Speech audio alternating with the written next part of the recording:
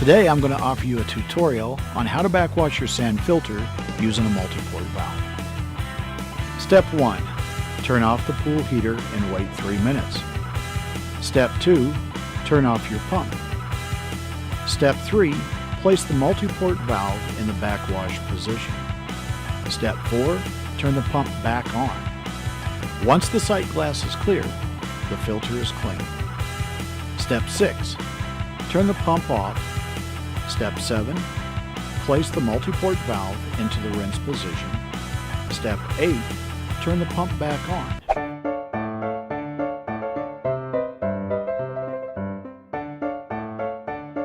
Step 9.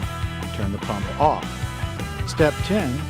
Turn the backwash valve to the filter position. Turn your pump on. And oh yeah, don't forget to turn that heater back on. Remember to turn your pump on quickly after each step. This will help you to avoid losing your prime.